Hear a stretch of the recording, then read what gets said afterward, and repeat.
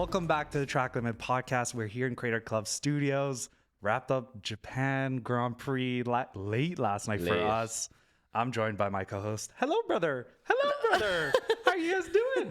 Good players. Good players. Where's Swish? I don't know. Yeah, what happened to him? Yeah. Apparently, you guys are recovering from something. You want to explain that before we jump into Japan? If you can see below, it's the Goodwood 500. Yeah. It was basically 500 minutes of outdoor karting racing. So it's myself, Swish, Niru, who's behind the camera over there. There was James and Mikey. I want to say we gave it our all. We did. Okay. Swish is broken. I'm broken. I got blisters on my hands. Jesus. My shoulders cramped. My arms are done. I think James is recovering from a hernia issue. Oh my How Lord. you get that driving a cart, I have no idea. But no, it was a good day out. We literally drove for 8 hours, 20 minutes. After 5-hour mark, we pretty much ripped every bit of tread off the front left of the tire. We had to change carts. Photo right here. But it was a great day. It was a great All day. that to say that you thought, you're like, oh, I should have been a race car driver. Not that you couldn't, but do you have like mad respect for the amount of physical, Insane. like just athleticism? Give me a couple of laps there. I can set a decent time. Yeah. Give me an hour behind the wheel. It is Get How me many out of stints there. of an hour? Like how many stints did one person do? We all averaged about 2 stints. There was a few little issues where we all did good, but like we had to refuel the cart ourselves. Yeah. Let's say the first fuel can we got, there were strict warnings: do not spill gas. The nozzle's in the can and it's pissing out the other end. God. So like the Oh, can is no. cracked. So we had to leg it back to the fuel stop, get another can, and another stint. As the driver's getting out, someone's refueling. Yeah.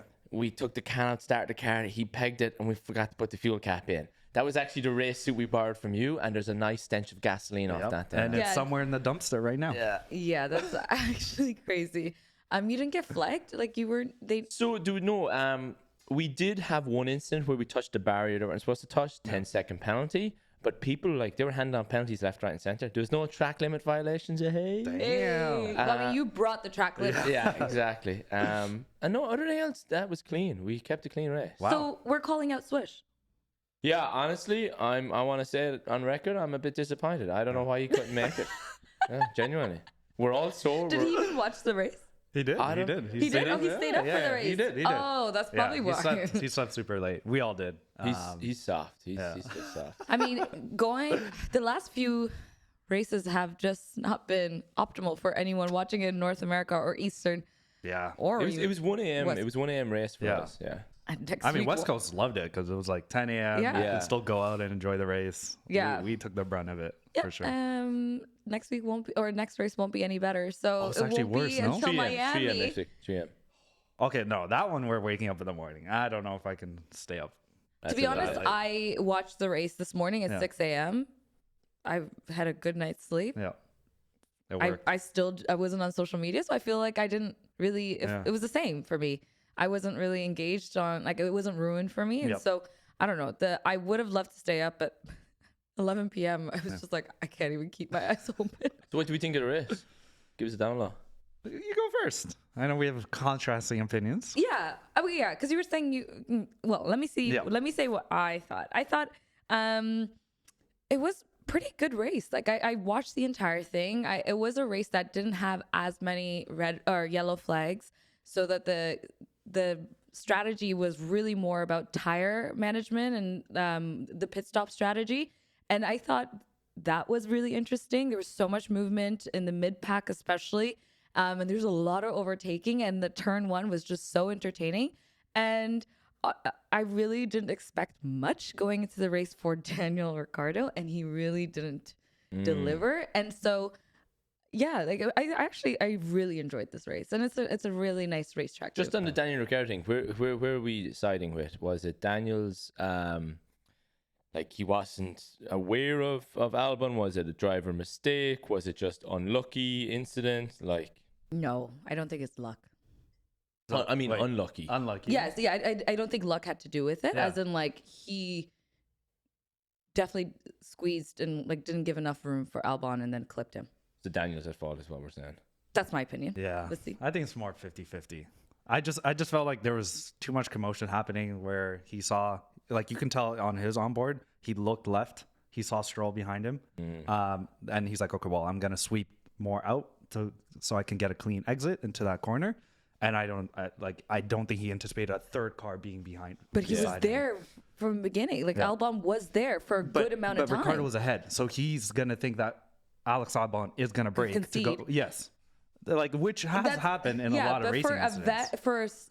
He's not a rookie. Like this isn't his first time on in these type of situations. I just expect more from him, especially when the pressure is that much higher.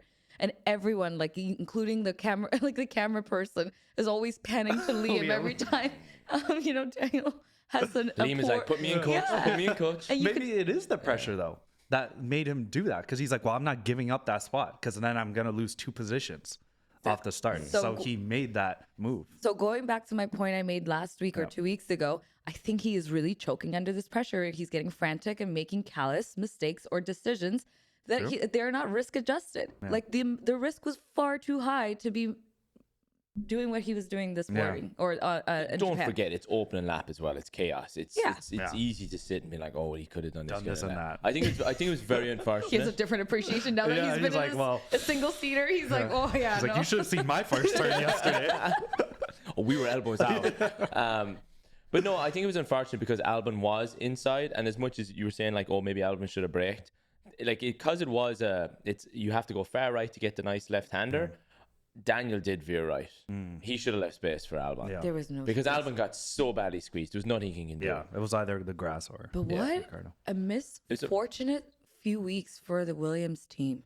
Oh man, that's a blunder. But even free practice won, and so what was the story? So Albon had damaged his chassis in what was the last race? I can't even remember. Australia damaged the chassis. They sent that chassis back to Blakely, UK, to repair it.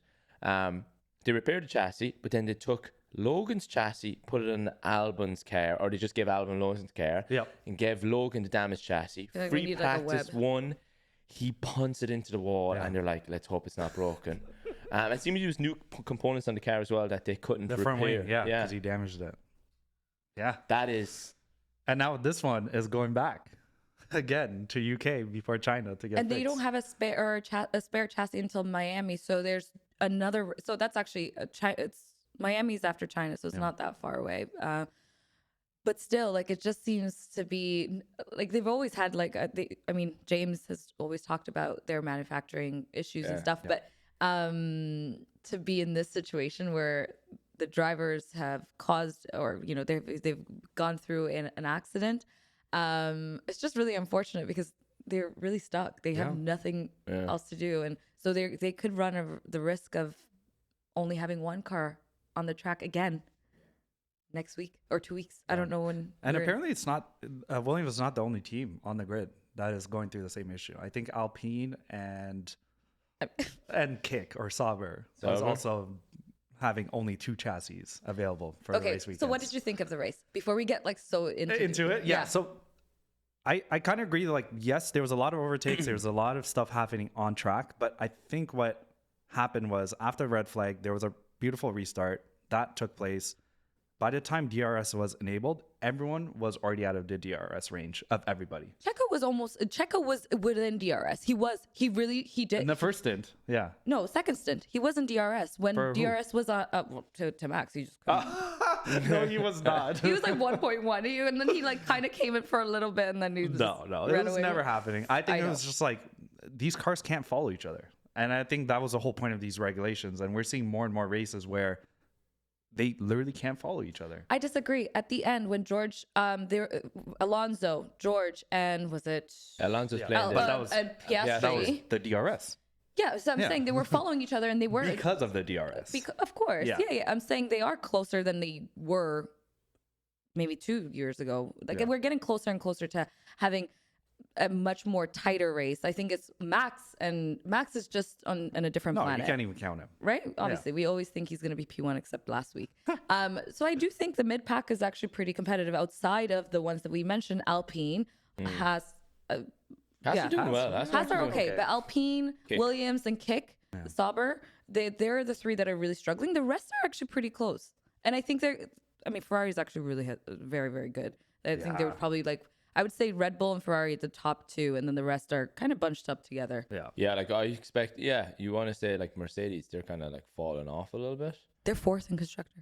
Yeah, it's still early. I know, but I'm just saying. McLaren is ahead of you. Your own. Like, come on. And No, McLaren doing well though. Yeah. McLaren, like Lando drove really well. Yeah, no, like again, I didn't watch the whole race, so I apologize. I watched little bits because I passed out. But like, very impressed with, let's say, how Yuki performed. His home race, there's a lot of pressure. Yeah. He had a bad restart. But the overtakes on the S's on the outside, old man. that man is bold. Yeah. That's beautiful to see. That was beautiful. He's confident in the car. He was really impressive. He's actually just a joy to watch. Like, I really like, and when there was like 4 or 5 cars that came into the pit at one point, and he came in and the team got him out ahead. So everyone. He gained actually maybe 1 or 2 positions. Almost 3 positions. Yeah, and he was chuffed. He was so excited. He's like, "Oh my god, thank you!" Like you could just tell he's. I think Ricciardo is not a real threat to him. I don't think. I mean, the threat is the Red Bull seat. Yeah. Yeah. And so I think he's just driving with confidence and just sheer like will to just make points every race. And such a joy. I do think it's kind of unfair to Yuki as well, because we always looked at Yuki as this immature kid that couldn't handle himself on the radio. Whereas I think he really has grown. Like, and it's probably tough for the likes of Nick de Vries and Daniel Ricciardo, because we all expect them to beat Yuki, but Yuki's grown into a really good driver. Whereas, let's say Daniel is performing, but Yuki is this talent that, like, he's the underdog. He is the underdog. Yeah. He doesn't get the appreciation that he probably should get, but I think that a lot comes to his attitude as well. Whereas when it does go bad, he does get frustrated and he starts shouting down team radio, which you don't want. But that's also unfair because everyone else, like, you see when Max something is not going right for him. Yeah. Max literally loses his shit. Sorry, he does over the radio, and so I think it's just if you aren't that like into it, like emotionally and like making sure, I don't think you would be at that level of the high, I guess that level of performance. So like you're in F1, you should care. The only difference is with Max has world title to his name. Yuki doesn't. That's why Max can get away with this blunt screaming down at his engineer. Yeah. But like when the engineer's asking Yuki, how's the practice going? Yuki's like, shut up, I'm driving. It's like, buddy, free practice. And also the difference between them is when Max or any of like the other world champions, like you said, they always criticize the car or they criticize something going wrong. Where with like Yuki in the past, it was always screaming at his own team for doing something. So there is a tweak of how it happens, and like accountability. Where does it stop? But yeah, other than that, I think the other part was Ferrari that really impressed the crap out of me. Which even Red Bull was so scared going into this race. FP3, they came out and were like, they're half a second on the long pace ahead of us. How they were actually scared? Pace? Yeah, it was ridiculous. Who are you more impressed with, Sainz or Leclerc? Both. Yeah, absolutely both. Okay, I love that Lewis is going to Ferrari. Let me caveat this. Here we go. Where's this going? But I feel like, and I love Leclerc and Ferrari too. So I'm very, very split. Okay. But Sainz does not deserve to leave Ferrari. No, he doesn't. And he's also driving like he's throwing, like flipping off his team. Like, oh, you got rid of me? Let me show you what the hell I can do. Besides his appendicitis and missing one race, he's been on podium. Yep. Leclerc has not. He's done what? One podium? Yeah, he has one podium. Where? Second race. Second race? Yeah, he was on podium. I don't remember. See? Oh yeah, the one that Carlos had. His, Behrman. Yeah. So okay, so when Sainz was in there. Like how many years do you think Lewis is left in the sport? Like when he goes to Ferrari, do you think he's going to do 2 and done, 3 and done? I think I'm max 3. He's gonna get his 8th in the lead. Yeah, whenever he gets his 8th. Is it crazy to think that like Ferrari like might have slipped by not re-signing Sainz? Well, the thing is, at the same time, like Carlos is not getting any younger. He's also in his early 30s. Literally performing at the peak. But you're comparing early 30s to 40s. And I will still take Lewis's 40. No, I'm a fan of Lewis. Don't get me wrong, but like Sainz is driving unbelievably. He has the confidence. Yeah. It's crazy. And he's not at the fitness level that he was like before his appendicitis. So give him a few more weeks. He's gonna be. The only thing is like, how long is this run gonna last for Carlos? Because like that's why I said I will still take Lewis, because we've seen Lewis's success regardless of what age he was. Success when he was in a high performing rocket ship of a car. Well, I mean, Ferrari gave him. No, and I'm not saying he's not trust me, I'm a fan. I'm not saying he's not a great driver, nor does he take really. He's a smart driver, and I think what Carlos is also he's very, very smart. He could see the strategy. He could kind of like do the math as he's driving, and I think that's what's setting him apart. I would say from Leclerc is he's a strategic driver.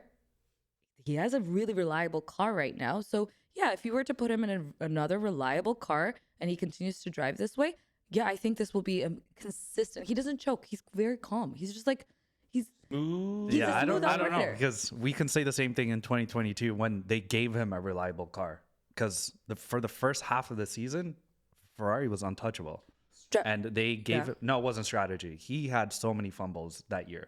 He had how many spins? Australia. He's had so many stupid mistakes that year. So that's what I'm saying. Like, how long when the is regulations changed? Wasn't that the new first year of the regulation? But Ferrari had that edge on Red Bull until they just screwed up their upgrades post summer break. But they were ahead, and he made mistakes. That's what I'm saying. I don't think. I think we're giving him his flowers now because he's performing really well, but we don't know how long this is gonna last for Carlos. Still crazy. Last weekend, Red Bull, Ferrari. This weekend, Red Bull, Ferrari. Like, yeah, it's a trend that we're probably going to see. I think that's what I was saying. I think Red Bull and Ferrari are, this is going to be the rest of the year. Yeah, I would love to see McLaren. I mean, last year in Japan, it was Oscar's first podium, wasn't it? Or was it his first podium? Was it? I think so, because it was a 2-3. It was a McLaren 2-3. Oh yeah, maybe it was. They did perform well. I remember Lando on. Because remember, Japan is earlier in the season this year. Typically, it's. Yeah. At the back end or the second half. September. Yeah. And that's what they crushed it too. Those S's, that first sector, both races last year and this year, purple sectors. Like no one was touching them in those fast corners. So yeah, I would love to see McLaren also be part of that top 3. But the way Charles stayed out on those mediums basically skipped a pit stop and went from like P8 to he finished 4th. 4th, yeah. A dream. No, that was like this was the first time I was like, I think you are seeing Fred's impact on the team and the strategic calls they're making. They're becoming a little bit more like calculated. Like there's a lot more thought process in their race than like 100%. Plan F, plan G, plan D. Imagine even Carlos, after he came out of his last pit on the hards, he was like, wait, we're going for podium? Like he, as a strategic as he was like, wait, okay, yeah, we actually have the pace. Let's go for it. He didn't even know. Signs on the radio? Yeah. I thought he was asking like in a coded message, like, am I racing Leclerc? Like, that was right team before. orders. Yeah. Because it was right before Lando. He even overtook Lando. He said that radio. Yeah, I mean, he knew he was going to get Lando, but it was more because. Should we race for it? Should we race? If they didn't say, oh yeah, you're not, they said you're racing for a podium, which obviously meant you're overtaking Charles because there was no way there was going to be he was going to catch up to Checo. So that was him getting a permission. Yeah. It was funny too because his engineer's like, he's like, after that he's like, oh, what were you going for? He's like, you're going for 3rd, and that was right before he caught up to Charles. I was like, he didn't even say like, safe battle, nothing. He's like, you're going for 3rd. Yep. I was like, God damn. He had fresher tires. Yeah. He knew it was a light work. Yeah. But it was definitely like, are we racing? I mean, speaking of that, like Lewis did the same thing for George. He said, should I let him through? Which isn't like what you end up here. You always, well, look at last year's Japan race. They were chaotic, both of them. Yeah. Like going wheel to wheel. They touched that like turn 11, 12. Oh, yeah. Even Toto wasn't supposed to be at this race, and then something changed, and he did show up. Yeah. No, it's something didn't change. He knows that the team needs him. I think it was something around like the lack of performance and everything that like he needs to be there. I mean, of course, after all, he is team performer. I mean, team principal. Performer? And team performer. Can you tell that like my lack of sleep? Lads, we don't repeat it last year. I'm going to be there. Keep your freaking distance. Yeah, they were showing him every single time, like especially during that audio or radio message of Lewis saying, should I let him through? You could just see Toto stoic. He's like, yeah, this let our is- number one driver through, George. Yeah, of Yeah. course. That's disappointing though. I mean, what a they fall did. from grace. Yeah. Like, I mean, it goes to question too, also outside of even just the racing part for Mercedes, but now just on the market side of things, losing Lewis and how bad you're performing, you're not just losing a massive asset, but you're also losing your performance side, yeah, which hurts your marketability across the world, yeah. just as a Mercedes brand. So it's like he has a lot on his head because now it's also his job Yeah. that is at risk here. Well, if Who? Toto's. Toto's? Yeah. Yeah. I mean, he's a shareholder. He's not like other team principals Yeah. where he's like a significant shareholder in the team. So maybe he might bring maybe there might be changes where a new team principal and he's kind of more behind the scenes. Maybe Probably, that yeah. could be the case. But I think, yeah, like even some of their like partners, expecting to have partnered with like a top, podium P1 like team. Now they're on third in constructor, not getting a lot of airtime. Yeah, I think the marketability and the sponsorship opportunities and the funding that they're going to get is going to continue to not dwindle, but it may not be as sizable as it used to be, Yeah. which may then impact their further developments and further investment and their facilities, their team, the personnel that they hire. So yeah, I don't know. This might be Mercedes flop era. And we True. might be heading into that. Yeah. Well, And we gotta without wait. Lewis, it really will be a flop. Yeah, we gotta wait until 2026 to see if that is engine there is rumored strong. who's going to take that second seat yet? It's still the same. Still, there's no. Yeah, it's news. Kimi, Carlos, Ocon. Yeah. It makes sense for Kimi. Yeah, But yeah, they're not going for P1, P2 anyway, so let him get comfortable with the seat. yeah, he does have a private test coming up actually. Yeah, he did announce that recently. Yeah, I've seen that. so let's see how he performs there. Because again, the F2 cars really don't translate well. Just No. from my, I mean, this is From just your- from from my your- perspective Here we go, of here we go. racing an F2 on a Creative. video game. I was like, this is I can't the even worst talk car about to ever drive. I don't know how they drive this. I gave them so much more respect because I was like, that is not. So think drivable, about Ollie Behrman. doing that. Yeah, crazy. Well, he did it. He's like, this car is a rocket compared to what we drive when he got into the Ferrari car. So A lot of the juniors do say that even when Yeah. they do the testing, they say that the difference between F2 and F1 is like it's F3 to F2, whatever, but F2 to F1, there's such a massive bridge to Yeah. gap that's why like it is tough on rookies now because in 1 year if they don't perform, it's like, well, you fail next. Where it's quite cutthroat. exactly. And Sam Collins actually came out and said a great point where he said this is the first year that they can actually drive this era of regulation because Yes. then now they can drive the 2022 car. So it actually helps them when they do these unlimited private yeah. testings. They still have that similar car that they can work with if they decide to go into F1 next year. Yeah. Which helps, right? So yeah. So wait, I mean, What else? Sauber, Oh, Sauber. the Sauber kick. I mean, let's celebrate a win where we can get it. Yeah. 4-second pit stop? now have decreased their pit stops from 40 seconds to 4 to 5 seconds. Like, what a win. It is an absolute win. So they came out and said this is not something we're gonna fix immediately. This is gonna be a long-term fix. So What was What? the fix? What? What's the fix? it's apparently the company that they hired or sourced those materials from, like, just is not working, and they have to find a fix for it. So the So wheel nut on the wheel. exactly, yeah. But So like- it overheats, and then it could just get stuck. Stuck, yeah. Brilliant. Yeah, But so- Bottas was driving so well today and making up, climbing up the grid, and then he'll go in for a stop. and it's Back at the grid. Does the same thing. Back at the grid. Still, 4 seconds is better Yeah. than 15 seconds. so. Absolutely. 100%. Small But wins. it's just, a win is a win. So we'll celebrate. But you made a good point. Like, that car has pace Yeah. because he is making up spots. Yeah. But then you go into the pits, Gone. and then it's gone. But then you look at the other driver that's in Sauber, and you're like, where is he? He has qualified 4 times now in the back of the grid, and Was he started 19th, 20th? 20th again. But he had gearbox issue. He had to retire the car today. Yeah, but Well, like no, even he qualifying, qualified. he Yeah, I didn't. know, So that's what I'm saying. Like, where that seat can go to someone that's potentially has ability to outperform that car, and I don't think Joe's doing that right now. So do we Are we anticipating that he's But going to keep this seat next year? Because he is on a 1-year contract. No? I think if anyone is going to go from that team, it might be Zhou, but I don't know because he also brings a lot of commercial value. And the Chinese audience and like just like his background altogether. So I don't know. I mean, that's his home race next week. Hopefully he Little boost. Is it next week or is it 2 weeks? No, it's not next week. Next weekend off. It's 2 weeks. Yeah, so in 2 weeks. I keep saying next week, but the next race. Yeah. So hopefully he can kind of pull out of the bag and see if he could even make it to like Q2 and qualifying. John will be excited because they haven't been there in so No. long. I mean, let's talk about it. Yeah. What do we think is going to happen in China? Chaos.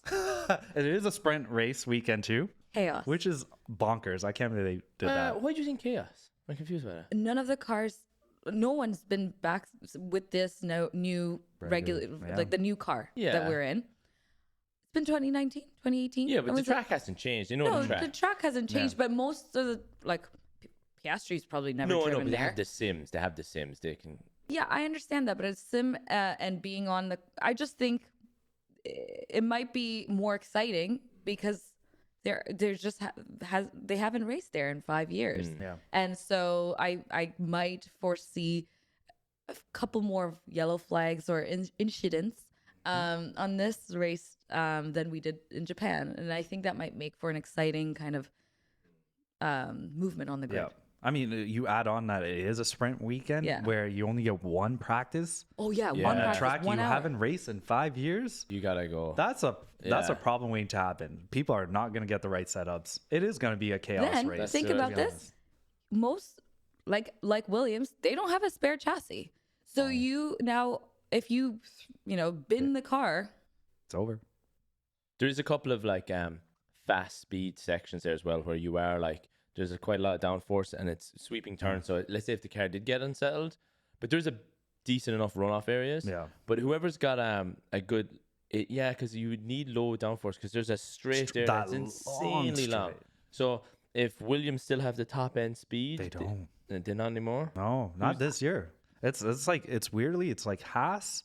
And Haas are doing well, by the way. Yeah, that's what I'm saying. Their straight line and speed Hülkenberg is like he's really out driving Magnussen at the moment. Yeah, so that's what I'm saying. I think it's gonna be a compromise for teams. It's either you're gonna go a little more on the downforce and you want to take those corners clean, or you're just gonna optimize for a straight line speed and hope for the best. So the strategy will definitely make it a little bit more. That's why I think it's gonna be really entertaining. I think it's gonna be entertaining, and because of the chaos. I really hope there is a bit more chaos, and I think that brings in the entertainment value. Exactly. Though I enjoyed the lack of chaos in Japan.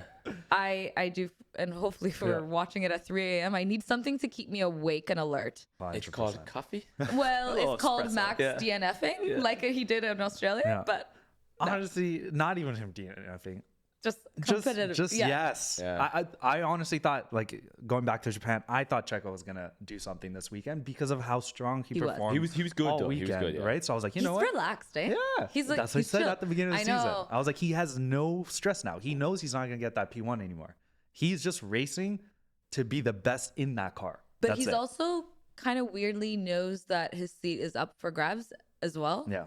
And maybe he's at peace with but that. like though. the other Is that two piece- drivers are, yes, Yuki's performing well, but it's not like, I still think they'll still choose Checo because of how used to he is to the car. you don't think They they're have, like, making 2 calls to years. signs? I think they are, but they want to make a decision probably by summer, as Marco said. Yeah. And I don't think Carlos is going to make that. I'd love. I feel like he'll choose. If Sainz goes to Sauber, I will give up. I'll give up on the sport. Better be a fat check waiting for him. He does. Yep. No, don't. We've learned from Daniel Ricciardo. You do not move for the fat For the check. money. Yeah, that's true. Yeah. Well, I mean, that wraps it up. Yeah. I think Anything so. else? Yeah. Awesome. A cute little moment when Yuki went to the Formula E and Oh, yeah. A week before. a Oh, week he's before with Nick DeVries. that warmed my heart. But Yeah, outside a of little that, bromance. with Nick DeVries, Yeah. love it. I love the support. But yeah, that's all I had. Awesome. Well, thank you guys so much for tuning in. Please make sure to like, subscribe, and do all the above. We'll see you on the next one. Woo. Have a good one, brother.